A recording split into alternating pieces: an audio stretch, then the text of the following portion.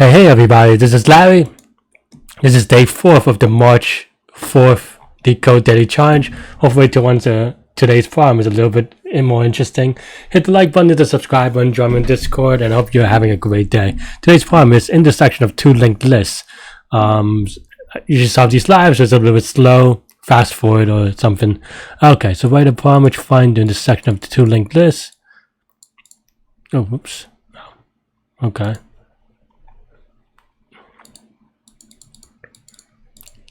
What does skip A mean? I'm just trying to figure out how to... Is this just like... Okay, this is just... I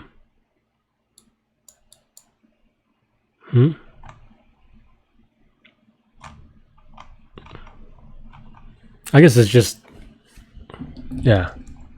I guess it's just a weird notation, but looking at the API, they just give you the list and you're trying to find the intersection.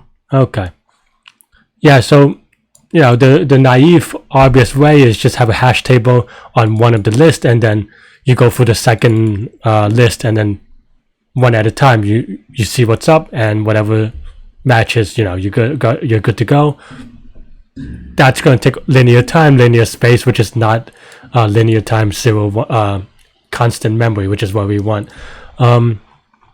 And no cycle, so I don't really like this problem in general, but they do come up on interviews, so I guess definitely practice these things because it is a lot of times problem solving. That's not why I don't like it. I just don't use linked lists that much, even though I have been by linked lists before. But anyway, or not, you know, in the problem. Okay. So I don't know if I could do the input that easily. Because the whole input is weird, so I might not test all of them. But okay. So what's a way to know, right? Constant memory. So if you do constant memory, you're really only able to have finite number of pointers that doesn't scale with the length of the list, which is of course what it means. So then the question is, okay, you start with a pointer in the beginning of linked list A and a linked list B. So obviously, if you don't know by now, I don't know this answer off my head, because I think in a competitive sense, I would probably just use the O of N space, because that's usually not the constraint that we're given, because even just reading the input is O of N, but in terms of space, maybe they might want to define it, but so this will probably require me to kind of think of something more clever, so, you know, hold on for a second. But yeah, so if I have a pointer on A and a pointer on B, what does that mean, right? I think the first thing that I try to see is whether there's any ordering that we can take care of. Like if they're sorted or something, then that obviously also makes the answer much easier. You cannot modify the linked list, which makes sense. You shouldn't modify the linked list anyway, because if you can, then that'll be kind of funky. But and though that said, there are some problems where people expect you to do that to get quote unquote over one space. But yeah,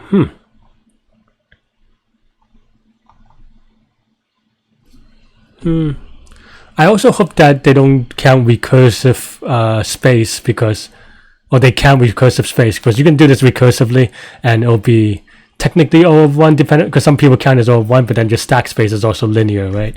So I hope that that's not the case, but how do you do this in O of 1 time then? Or O of 1 space then? And the idea is that, okay, you have 2 pointers, right? You want to move left.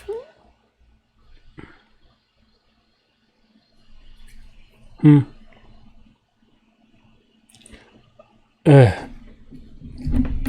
I hope that this isn't one of those things where, because so my other idea is that, you know, you look at the numbers are odd, right? Oh, sorry, not odd. They're positive, so you can kind of quote unquote store a bit on each of the numbers, like turning them negative and then turning them negative again, and then the first positive number will be good.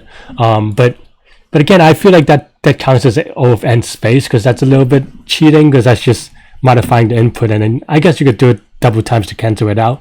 But effectively, you're still doing linear space. You just based on that fact that, you know, I don't know if that's cheating or not. I might come back to it. Let me think about, because I don't really know that I can, because without doing something hacky like that, and I consider it hacky, I don't know that you can make a decision, right? Because the thing is that, okay,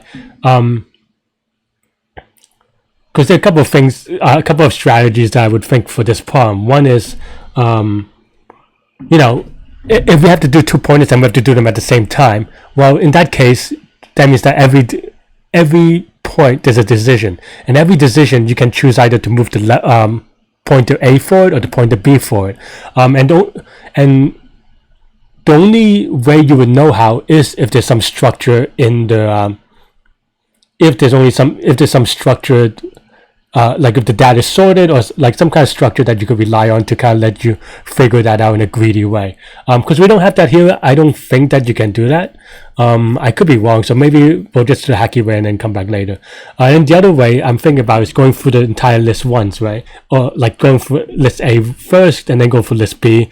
You could do it the other way around, doesn't matter, obviously.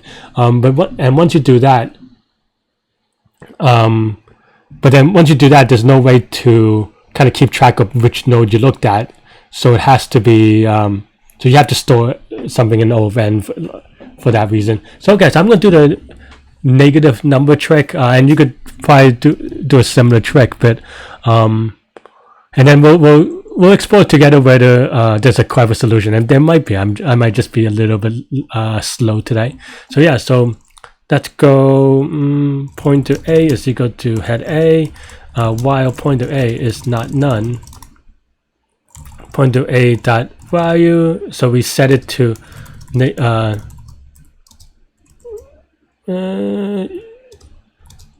negative pointer A dot value, and then pointer A is equal to pointer A dot next. I think that's next, right? Yeah. And then now we do pointer B is equal to head B. We go maybe answer is equal to none, so that we could go back later. And while pointer B is not none, we go if pointer B dot value is less than 0, then answer is equal to pointer B, and then we break out. Otherwise, pointer B is equal to pointer B dot next. Yeah, and then of course we can return answer, but now what we want to do is, of course, correct everything, right? So now we do pointer A is equal to head A again, and then we just reset it. Equals, I guess we could do this, right?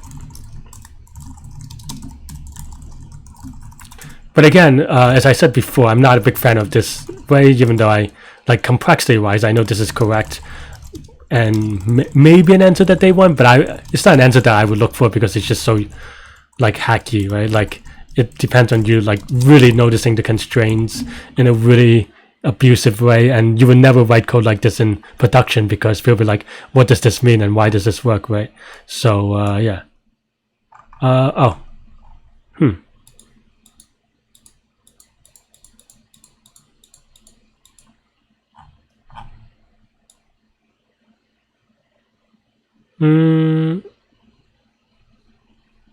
Link this. Maybe that's not the way. I'll be happy to know that. Though I'm curious. What did it, like, this error message is not super clear what it means. Like, do I return the right one, or let's just print answer, I guess. Like, I think I convert everything back. I just hope that's the answer, but why is everything negative then?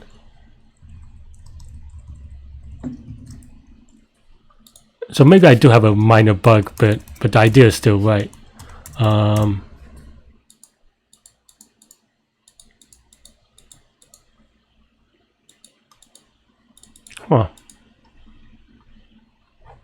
mean, this is right, but why do all my answers? Oh man, I am silly. This is not none, of course. Just a silly typo. Or like, yeah.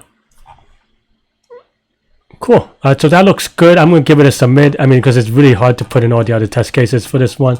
And we'll just YOLO a little bit and kind of see.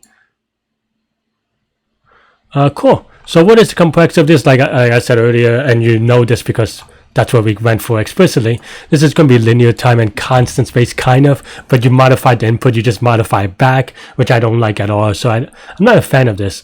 Let's see if there's a solution to see. Let's see if there's a clean way of doing this. Then we can learn together if there is. And it is loading. Oh no, I don't need that. Complexity analysis, n times m. Yeah, okay, that's really brute force. Hash table, again, that's linear space, 2 pointers.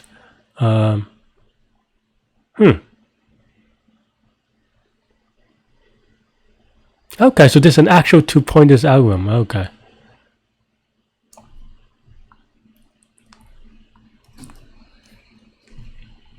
Oh, I see, because they match up the bottom. Okay, so I actually do like this answer.